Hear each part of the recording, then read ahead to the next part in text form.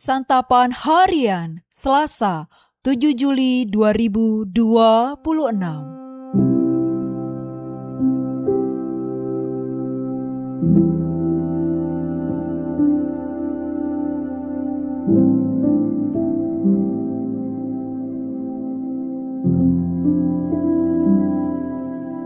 Inilah program Santapan Harian, sebuah program yang mengajak Anda menelusuri isi Alkitab, agar Anda menemukan makna firman Tuhan sesuai dengan konteksnya. Santapan Harian tertuju bagi Anda yang ingin memiliki kehidupan rohani yang segar, kuat, dan sigap. Hari ini kita akan membaca 1 Samuel pasalnya yang ke-15. Namun kita akan membacanya pada ayat ke-17 hingga ayat ke-23. Sebelumnya, mari kita berdoa. Bapa penuh kasih, perkenankanlah kami untuk mendengar dan memahami keagungan sabda-Mu. Di dalam kebenaran sabda-Mu ya Kristus Yesus, kami berteduh. Amin.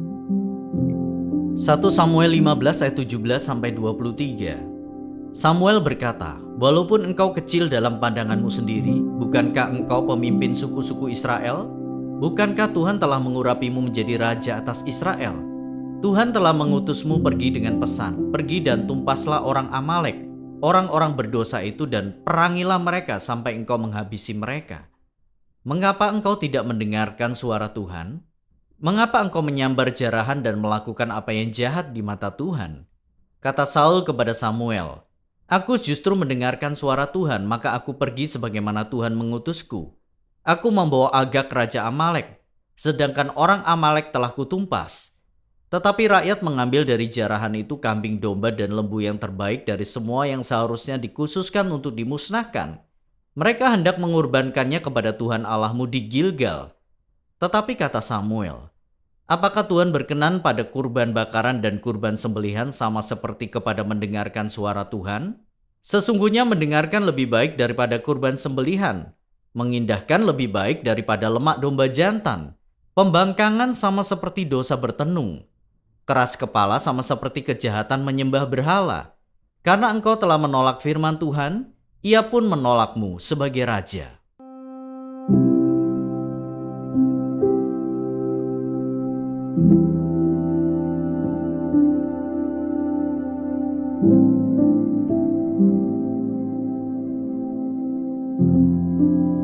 Sahabat Scripture Union Indonesia, ada kalanya manusia merasa ia sudah cukup taat, padahal sebenarnya belum.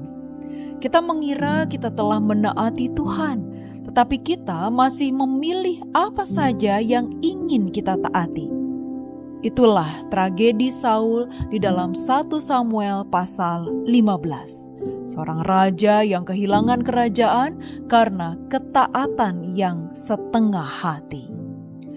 Tuhan melalui Nabi Samuel memerintahkan Saul untuk menumpas bangsa Amalek sebagai bentuk penghakiman atas dosa mereka. Namun Saul tidak melakukan sepenuhnya.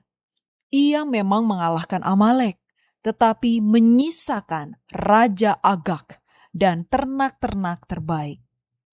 Di mata manusia, tindakan itu tampak bijak. Saul mengira ia telah melaksanakan firman Tuhan dan mengorbankan yang terbaik kepada Tuhan. Akan tetapi, di mata Allah itu pemberontakan. Saul masih mengira ia mendengarkan suara Tuhan dan memiliki niat baik, sehingga Samuel menegurnya dengan tajam. Sesungguhnya mendengarkan lebih baik daripada kurban sembelihan, mengindahkan lebih baik daripada lemak domba jantan. Tindakan Saul menunjukkan bahwa ia lebih mengutamakan penilaian manusia daripada ketaatan penuh kepada kehendak Allah. Karena Saul menolak firman-Nya, Tuhan pun menolak Saul sebagai raja atas Israel. Ketidaktaatannya tidak selalu tampak seperti pemberontakan besar, terkadang terselubung dalam bentuk kompromi yang rohani. Saul mengira ia menyenangkan Tuhan dengan persembahan, padahal yang Tuhan kehendaki adalah hati yang tunduk sepenuhnya. Taat bukan melakukan sebagian perintah Tuhan, melainkan seluruh kehendak-Nya tanpa tawar-menawar. Mendengarkan Tuhan berarti taat dengan totalitas penuh kepadanya. Dalam hidup kita hari ini, ketaatan separuh bisa muncul dalam banyak kesempatan, seperti saat kita melayani Tuhan tetapi memiliki sikap sombong, saat kita memberi tetapi menuntut pujian, saat kita mengampuni tetapi masih menyimpan rasa benci. Tuhan mencari hati yang penuh totalitas mau taat, yang mau menundukkan penilaian dirinya sendiri di bawah kehendak Tuhan. Mari kita berdoa. Seperti tanah liat di tangan penjunan, biarlah hidup kami dibentuk oleh tangan-Mu untuk menjadi indah menurut rencana-Mu. Bentuklah hati kami menjadi hati yang sungguh-sungguh mengasihi dan menaati-Mu dengan segenap hidup kami. Di bawah kehendak-Mu ya Kristus Yesus, kami memohon. Amin.